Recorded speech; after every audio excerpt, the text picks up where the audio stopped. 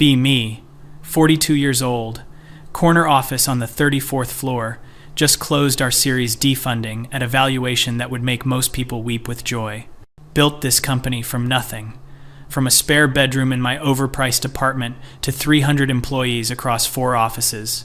We make enterprise software for supply chain management, boring as hell, but profitable beyond belief. Every morning I walk past that Forbes cover they framed for me, the one where I'm crossing my arms and smiling, that smile I practiced in the mirror for weeks. Today feels different, though. Today feels like the beginning of something. Been noticing things for months now, little things that add up. The way certain people dominate meetings, the way they interrupt, the way they explain things everyone already knows, the way they take credit so naturally, like breathing. Started keeping a document on my laptop. Just observations, really. 47 instances in the last month alone of male employees. Speaking over female colleagues in meetings. 63% of promotions in the last year went to men, despite women making up 51% of our workforce. Did the math myself. Spent 3 weekends going through HR data with a bottle of wine and a growing sense of clarity. The numbers don't lie even when people do. Called a board meeting for this afternoon. Spent all morning rehearsing my pitch. They'll understand once I explain it properly, once they see what I see.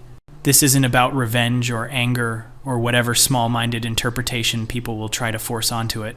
This is about optimization, about creating the best possible work environment, about removing obstacles to excellence. My company, my vision, my rules. Board meeting goes better than expected, though Jenkins from the investor side keeps making that face he makes, that concerned face, that maybe you should slow down face. But I have the majority vote and everyone knows it. Explain the new policy, carefully, using all the data I've compiled. We'll be restructuring based on performance metrics, cultural fit, and alignment with company values. The fact that this will predominantly affect male employees is simply a correlation, not the causation. We're not firing men for being men. We're firing underperformers who happen to be men. The distinction matters, legally and ethically. Thompson from legal looks like she wants to say something but doesn't. Good. I hired her for her expertise, not her opinions.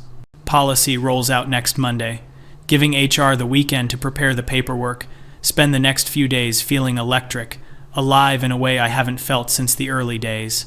This is what leadership looks like, making hard decisions that others are too scared to make. Thursday afternoon, Marcus from engineering asks for a meeting. He's one of the good ones. Always respectful, always listens. Figured he'd understand better than most. Instead, he asks if I've really thought this through. Tells me that 60% of our senior engineering team is male, and if the policy affects them, we'll lose institutional knowledge. Such a typical response, acting like they're irreplaceable. Tell him that everyone is replaceable. That's basic management theory.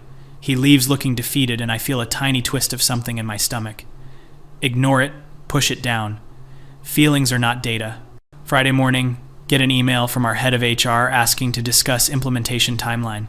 She wants to slow things down, do it in phases. Absolutely not. Rip the bandage off quickly, clean break. The longer we wait, the more time people have to lawyer up or cause problems. She sends back a 3-paragraph email with the subject line, legal concerns. Delete it without reading. I have actual lawyers for this. Weekend passes in a blur of preparation. Reviewing the list of names, 147 employees. It's more than I initially calculated, but the metrics don't lie. Some of these guys have been with me since the beginning. David, who did our first website redesign in his apartment. Chris, who worked 80-hour weeks during the Series A crunch. But sentimentality is not strategy. Nostalgia is not a business plan. Monday morning arrives with unseasonable rain. Spent 2 hours on my hair and makeup. Appearances matter on days like this. Need to project confidence, certainty, unwavering vision. The terminations are scheduled to happen simultaneously at 10 a.m. across all offices. HR has been briefed, security has been briefed, IT has been briefed to revoke access exactly at the moment. I'll address the remaining staff at 11 via video conference. 9:55. I'm in my office watching the clock. You can see people moving normally out in the main workspace. No idea what's coming. There's a kind of power in that, knowing something they don't. 10 o'clock happens silently from my perspective. Just watch as people start being called into conference rooms. Take a sip of coffee. It's gone cold, but I drink it anyway. My phone starts buzzing. Messages from office managers. San Francisco office, complete. Austin office, complete. New York office, in progress. Boston office, 2 employees not present, will handle remotely. 10:23, my desk phone rings. It's security from the main floor. There's a situation. Apparently Jake from sales is refusing to leave, demanding to speak to me personally. Tell security to escort him out, that's what we pay them for. Hang up before they can respond. More calls, more texts, everything blurring together. 10:45, someone knocks on my office door. It's Sarah from product. Her face is blotchy and red. She says we just fired her entire team, all 7 of them. Says she can't deliver the roadmap without them. Tell her this is an opportunity to rebuild better, to hire people who actually fit our culture. She stares at me like I'm speaking another language. Starts to say something, stops, leaves. 11 o'clock, time for the all hands. Connect to the video conference. 237 participants. Can see tiny thumbnails of faces, most of them women now, which was the point. Begin my prepared remarks about bold leadership and necessary change, about building the kind of company where everyone can thrive, about removing toxic elements and creating space for authentic voices. Someone unmutes and asks if we're going to hire replacements. Of course we are. Better replacements, more aligned replacements. Someone else asks how we're supposed to meet our Q3 commitments with half the engineering team gone. Explain that this is about long-term thinking, not short-term panic. More questions. Increasingly hostile in tone. End the meeting early. Tell everyone to get back to work. Spend the afternoon fielding calls from investors. They've seen the news. Word travels fast in our industry. Assure them this is a strategic reorganization. Nothing more. Remind them of our growth trajectory, our market position.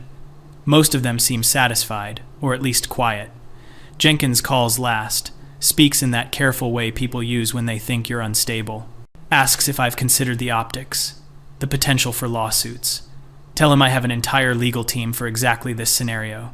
He says something about fiduciary responsibility, and I stop listening. End the call while he's mid-sentence. Tuesday morning, wake up to 17 missed calls. First one I return is Thompson from legal. She sounds tired, says she's been up all night. 3 separate law firms have already filed notices of intent to sue. Class action potentially, discrimination, wrongful termination, the whole playbook. Ask her if we knew this would happen, and she says yes, we discussed this. Don't remember that discussion, but whatever. Ask her what our defense strategy is. Long pause before she says that our defense is complicated by some of the documentation I provided to the board. The documentation that explicitly tracked employees by gender. Feel my stomach drop, but keep my voice steady.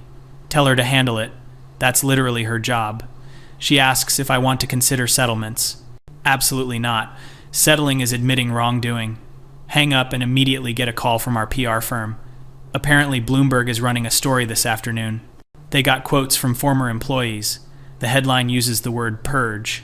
Tell PR to get ahead of it. Issue a statement about performance-based restructuring. They ask if I want to review the statement before it goes out. No time. Just send it. Check Twitter, even though I know I shouldn't. We're trending, not in a good way. Lots of schadenfreude from people who love watching successful women fail, but also criticism from people I thought would understand. Women in tech I've shared panels with, people I considered allies. They're using words like extremist and counterproductive. One tweet has 17,000 likes. Says, I'm doing more harm to feminism than the patriarchy ever could. Close the app, throw my phone across the office. It hits the wall but doesn't break. Annoying. Wednesday brings news that our biggest client is requesting a meeting to discuss relationship continuity. They've been with us since year 2, 40% of our annual revenue. Their VP of operations was apparently college roommates with one of the guys we fired. Meeting is scheduled for Friday, giving me 2 days to prepare. Spend Wednesday afternoon in back-to-back calls with department heads. Engineering says they need to hire at least 20 people immediately to cover critical functions. Ask how quickly we can recruit and onboard. The new head of engineering, promoted just Monday, Says realistically, 4 to 6 months. 4 to 6 months. Are you joking? She's not joking. Her face is completely serious. Explains something about specialized knowledge and security clearances and infrastructure complexity, and tell her to figure it out faster. That's what she's being paid for. She nods, but I can see she doesn't believe it's possible. Sales reports that 3 major deals in the pipeline have gone dark. Prospects aren't returning calls. Meetings are being canceled. Ask what the common thread is, and they say the common thread is Bloomberg article. Prospect companies don't want to be associated with controversy. To tell sales to find new prospects then, market is full of companies. Thursday morning, arrive at office to find protest outside building. Small group, maybe 20 people, but they have signs and someone with a megaphone. Security says they showed up at 7 a.m. Signs say things like, sexism works both ways, and discrimination is discrimination. One sign just has my face with a red X through it. Use the garage entrance instead. Take the freight elevator. Get to my office and there's a resignation letter on my desk. Sarah from Product, the one who came to see me Monday, says she can't in good conscience continue working here. Says the policy has created a toxic environment and destroyed team cohesion. Says she's disappointed in me personally. That last line stings more than it should. Crumple the letter and throw it away. Then immediately retrieve it from the trash. Smooth it out. Put it in a drawer. Don't know why. 9 a.m. Emergency board meeting that I didn't call. Jenkins is there in person. Flew in from Seattle specifically. This is never a good sign. He does most of the talking. The other board members just nod along. Says the investors are concerned about company stability. Says the lawsuits are a serious financial risk. Says my leadership during this crisis has been questionable. That word, questionable, like I'm some kind of experiment gone wrong. Defend every decision. Walk them through the reasoning again. They're not listening. Can see it in their eyes. They've already decided something. This meeting is just theater. Jenkins suggests I take a temporary leave of absence while things stabilize. Suggest instead that everyone remember who built this company. Remind them that I have controlling interest, that I can't be forced out. Thompson from legal clears her throat. Says, actually, the shareholder agreement has provisions. Provisions for what? I ask, already knowing. Provisions for removal of officers during times of crisis requires 70% board vote. Look around the table, counting votes in my head. Jenkins, definitely yes. The 2 investors from the Series C, probably yes. Our CFO, who I hired 3 years ago, maybe. Thompson, unknown. The 2 independent board members. Could go either way. Call for a vote right there. Force their hand. Want to see who's really loyal. Motion fails, but barely. 4 in favor, 3 against.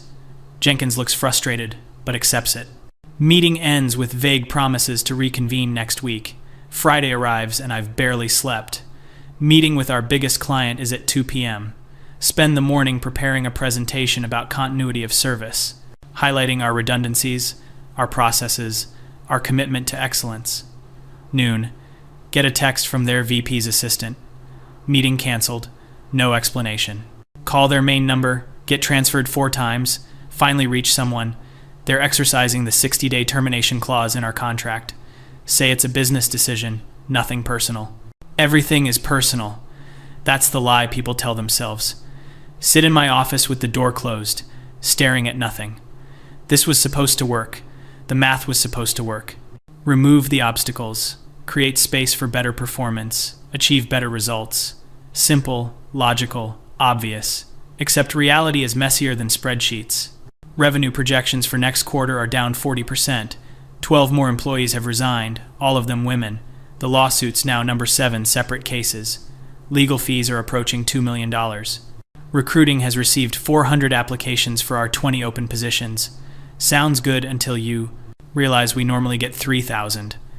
And most of the 400 are unqualified. People just hate applying to make a point. Stand up and walk to the window. Look down at the city. Used to love this view, this sense of being above it all. Now it just feels lonely. Wonder if this is how Icarus felt. That moment of realization. Shake my head. No, that's not the right metaphor. Icarus was hubristic and foolish. I was strategic and principled. If people can't see the difference, that's their limitation, not mine. Saturday and Sunday blend together in my apartment. To keep thinking about going into the office but can't find the motivation. Scroll through news coverage obsessively. We're not trending anymore, replaced by some celebrity scandal. Worse than being criticized is being forgotten. Monday morning, force myself to shower and dress properly. Arrive at office at 6 a.m. to avoid protesters. They're still there. Smaller group now, but more committed. Same faces as last week. Dedicated to their misguided cause. Get to my desk and start going through emails. 437 unread messages. Start with the ones from the board. Figure those are most urgent. Jenkins has sent a proposal for restructuring leadership. Wants to bring in a chief operating officer to handle day-to-day. Says I can remain as CEO but in a more visionary, less operational role. Code for sidelining me in my own company. Delete the email. Next email is from our head of HR. She's resigning. Says the stress is affecting her health. Says she can't continue implementing policies she morally opposes. Morally opposes, like she's some kind of ethics authority. She's in HR. Her job is literally to do what she's told. More resignations throughout the inbox. Feels like everyone's jumping ship. Around noon, my assistant knocks and enters without waiting for response. She never does this. We have rules about this. Her face is white. She's holding her phone. Shows me a tweet from our company's official account. Except I didn't approve any tweets today. It's an apology. Full corporate apology for the restructuring. Says it was a mistake. Says we're committed to diversity and inclusion. Says we're working to make things right. Who authorized this? Who has access to our accounts? She says the marketing team made a decision collectively. The marketing team, making decisions about company policy, tell her to delete it immediately. She says it has 40,000 retweets. Deleting it will look worse. Tell her I don't care how it looks. Delete it now. She nods and leaves quickly. Check Twitter, and the tweet is gone, but screenshots are everywhere. Now there are two narratives, the original firings and the unauthorized apology. We look incompetent, chaotic, out of control. Because we are incompetent, chaotic, out of control. No, that's not right. They are. Everyone around me is. Stand up and pace the office. Try to think strategically. Try to find the path forward. Could hire back. Some of the fired employees spin it as listening to feedback. No, that's capitulation. That's admitting defeat. Could double down, explain the vision more clearly, make people understand. No, clearly explanation isn't the problem. People are choosing not to understand. Could resign, walk away, start over somewhere else. The thought appears unbidden, and I physically recoil from it. This company is mine. Built from nothing, carries my vision, to not going anywhere. Tuesday brings an unexpected visitor. Angela Chen used to work for me 4 years ago as VP of Sales. Left to start her own company. We've stayed friendly, if not friends. She asks if we can talk off the record. Sure, why not? Nothing is on the record anymore anyway. She sits across from my desk. Looks around the office like she's assessing something. Tells me she's heard things. Wanted to check in. Appreciate the concern, but I'm fine. Company is fine. Everything is fine. She does this little smile, sad and knowing. Says, I sound. Like she did right before her first startup failed. Her company didn't fail. It got acquired. That's different. No, she says. Her first company, before that one, the one no one talks about, ran it into the ground trying to prove a point, lost everything. I don't see how this is relevant to my situation. She leans forward, speaks carefully. Says that being right and being effective are different things. Says that she's watched me over the years, watched me get angrier. Angrier about what? I ask, getting defensive. About everything, she says. About the unfairness, the obstacles, the way the game is rigged. And she's not wrong, it is rigged, but anger is a reasonable response to injustice. She says anger is fine, but letting it drive every decision is not. Says I've become so focused on fighting the system that I've stopped building what I actually wanted to build. Feel something crack inside my chest, pressure I didn't know I was holding. She's wrong, this is exactly what I wanted to. Build. Except is it though? Remember the early days, the excitement of solving problems, creating something useful. When did that become secondary to making a point? When did proving something become more important than building something? Angela is still talking, but I'm not hearing the words anymore, just watching her mouth move, kindness in her eyes that feels like pity. She stands up eventually, says she hopes I figure things out, leaves her card on my desk, says to call if I need anything. After she leaves, I sit very still for a long time. Wednesday morning, wake up and can't remember falling asleep. Still in yesterday's clothes, at my desk, sun coming through the windows. Must have worked through the night, though I don't remember what I worked on. Check my computer.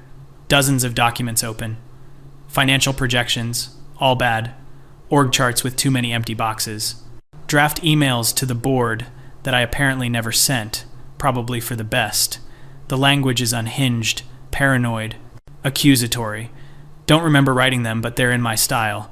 Phone is dead. Plug it in and wait for it to power up. 63 missed calls. Feels like a bad sign. First voicemail is from Jenkins, timestamp 3 a.m. Says we need to talk immediately. Tone is serious. Second voicemail is from Thompson. Says there's been a development in the lawsuits. Third voicemail is from our CFO. Says we need to discuss cash flow urgently. Don't listen to the rest. Already know they're all bad news.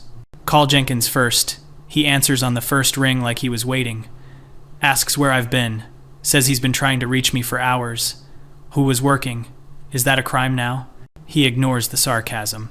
Says the board is meeting tonight. Reminds him that board meetings require 48 hours notice per the bylaws.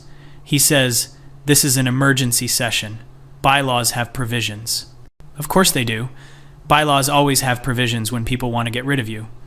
Meeting is at 6 p.m. My attendance is requested but not required.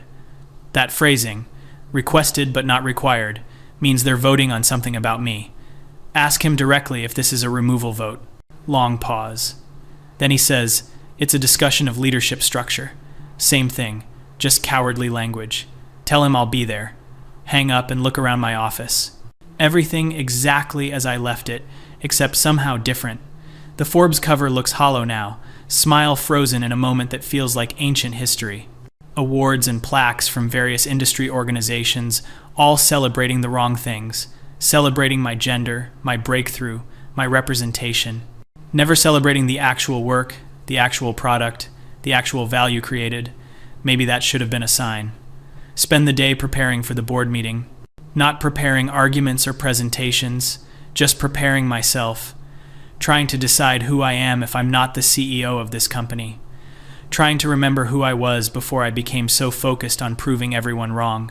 Can't really remember. It's been too long. 6 p.m. arrives and I walk into the conference room. Everyone's already there, seated, waiting. Take my usual seat at the head of the table. Jenkins starts talking about fiduciary duty and shareholder value. About the need for experienced crisis management. About bringing in interim leadership while we stabilize. All the corporate speak, that means you're fired, but we're too polite to say it directly. Let him finish. Don't interrupt even though I want to. When he's done, asks if I have anything to say. Look around the table at these people. Some I've known for years. Some are relatively new. All of them avoiding direct eye contact. Could fight this. Could make them vote. Could draw it out. Have controlling interest in the company. Could make this very difficult for them. But what's the point? What am I even fighting for anymore? Ask one question. Who are you bringing in to replace me? Jenkins looks relieved that I'm not fighting. Says they have someone in mind, experienced operator, proven track record in turnarounds. Ask if it's a man. Confusion around the table at the question. Yes, he says. Does that matter? Laugh then. Can't help it. Bitter sound. Of course it's a man. Of course the solution to my radical female leadership is conventional male leadership. The irony is so perfect it almost hurts. Tell them I'll resign effective immediately. Don't want to drag this out. Don't want to be the interim CEO reporting to some crisis manager. Jenkins starts talking about transition periods and orderly handoffs. Tell him to handle it however he wants. I'm done. Stand up and walk out of the conference room. Don't look back. Don't wait for responses. Go to my office and start packing. Not much personal stuff, really. I practically lived here, but didn't actually live here. A few photos, some books, the awards, I guess, though I don't really want them. Look at the Forbes cover one last time. That woman staring back at me seems like a stranger. So confident, so certain, so sure she had all the answers. Take it off the wall and put it face down in a box. Security arrives around 8 p.m. to escort me out. They're apologetic about it. Say it's just policy. Tell them, I understand, no hard feelings. They look relieved, probably expected me to cause a scene. Would have, a week ago. But I'm too tired now. Ride the elevator down 34 floors in silence. Walk through the lobby where I used to feel such pride. Out into the evening air, where protesters are long gone. Nobody cares anymore. Already moved on to the next outrage. Sit in my car in the parking garage for a while. Not sure where to go, what to do, who to be. Eventually drive home on autopilot. Apartment feels cold and empty. Haven't spent much time here in months. Pour a glass of wine and sit by the window. Think about Angela's question. About when building something became about proving something. Think about all the women I told myself I was helping. Half of them resigned anyway. Couldn't stand working in the environment I created. Think about the men I fired, their faces, their careers. Told myself they deserved it, they were the problem, removing them was the solution, but what did I actually solve? Didn't make the company better, made it worse. Didn't advance feminism, made it look ridiculous. Didn't prove women could lead, proved that bad leadership is gender neutral. The thing about being really smart is you can convince yourself of anything. You can build elaborate justifications for whatever you want to do, can cite statistics and data and metrics, can make the unreasonable sound reasonable. Spent months doing exactly that, building a case for something I wanted to do anyway. Wanted to fire all those men, not because of performance metrics. Wanted to fire them because I was angry. Angry at every man who ever interrupted me, dismissed me, underestimated me. Angry at the industry, at society, at the fundamental unfairness of everything. And anger is valid, the unfairness is real. But channeling that anger into mass firings didn't fix anything. Just created more unfairness, more anger, more damage. Sit with that realization for a long time. Pour another glass of wine. Think about what I could have done differently. Could have mentored more, fired less. Could have built slowly, changed culture gradually. Could have focused on creating something genuinely good instead of destroying what I saw as bad. But I was so sure, so certain I was right. Certainty is a kind of blindness. Phone buzzes. Text from Angela. Just says, "You okay?" Stare at the message for a while before responding. Type out, "No," then delete it. Type out, "I fucked up," then delete that too. Finally, just send, "Not really." She responds immediately. Want company? Do I want company? Do I want to admit weakness? Do I want to be vulnerable? Yes, apparently I do. Text back my address. She shows up 40 minutes later with Thai food and more wine. We eat in silence for a while. Finally, she asks what I'm going to do next. Don't know, maybe nothing for a while. She nods, says that's probably smart, asks if I've thought about what went wrong. Laugh. That's all I've been thinking about. She waits, doesn't push, just eats her pad thai. Start talking eventually. Can't seem to stop once I start. Tell her about the anger, the certainty, the need to prove something. Tell her about watching the company spiral and being unable to course correct. Tell her about the moment I realized I'd become the kind of leader I used to despise. Authoritarian, dismissive, convinced of my own righteousness. She listens to all of it, doesn't interrupt, doesn't judge. When I'm done, she asks one question. Asks if I still believe in the underlying problem, the unfairness that made me angry. Yes, of course, that's all still real. So what's the lesson? She asks. Think about it for a while. Lesson is that being right about the problem doesn't mean you're right about the solution. Lesson is that extreme actions have extreme consequences. Lesson is that you can't fix systemic issues by creating different systemic issues. The lesson is that leadership requires more than conviction, requires wisdom. And I had conviction but not wisdom. I had anger but not understanding. Had power but not perspective. She nods slowly. Says that's a good start. Start of what? I ask. Start of figuring out who you want to be now, she says. We talk until late. Eventually she leaves. Sit alone in my apartment thinking about that question. Who do I want to be now? Not the crusader, not the warrior, not the revolutionary. Those versions of me cause too much damage. Maybe just someone who does good work. Someone who treats people fairly. Someone who builds things that matter without needing them to prove something. Sounds simple, but feels impossible. Months pass, strange liminal time. The company brings in the new CEO. He's fine, competent, boring, implements normal policies, hires back. Some of the fired employees, settles the lawsuits. Within 6 months, the company is stable again. Within a year, it's growing again. Everything I built, saved by undoing what I did. Another lesson in there somewhere. Get offers from other companies, board positions mostly. People love a redemption arc. Want to be part of my comeback story. Turn them all down. Not ready. Maybe never will be. Start consulting instead. Small projects. Working from home. Help companies with actual problems. Supply chain optimization. Efficiency analysis. The boring stuff I used to be good at before I got distracted by being a symbol. Meet with Angela regularly. She becomes something like a friend. First real friend I've had in years. Maybe ever. She's building her third company now. Doing it right this time.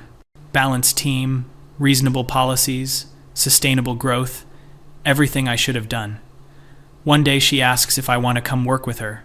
Not as CEO, not even as executive, just as senior advisor. Help. Build something good without the pressure of leading it. Say yes before I can overthink it.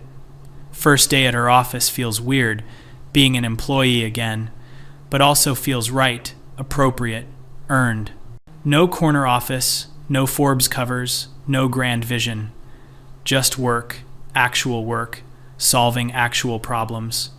Turns out I'm still good at this part. The part where you analyze systems and find efficiencies. The part where you build tools that help people do their jobs better. The part I loved before everything got complicated. Months turn into a year. Year turns into 2. Life becomes quiet, normal, almost boring. Sometimes see news about my old company. They're doing well. Got acquired eventually. Everyone made money. Happy ending for them. My name barely comes up in the coverage. Already forgotten.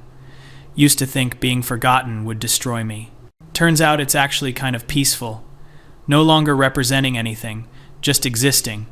No longer proving anything, just working. Sitting in a coffee shop one morning reading the news. Article about some new CEO, young woman, making waves in tech, talking about disruption and revolution and changing everything. Recognize the language, the certainty, the anger. Feel worried for her. Hope she figures it out before I did.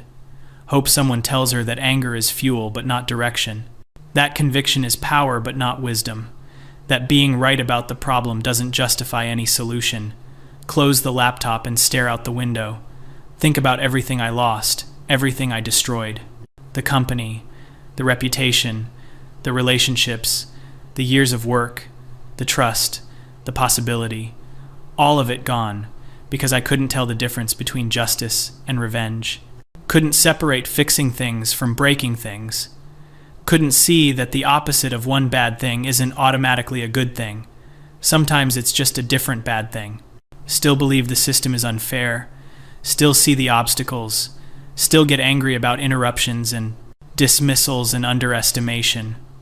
But now I do something different with that anger. Channel it into work, into building, into creating small improvements. Not revolutionary, not dramatic, not worthy of Forbes covers, but real, sustainable, actually helpful. Maybe that's enough. Maybe it has to be.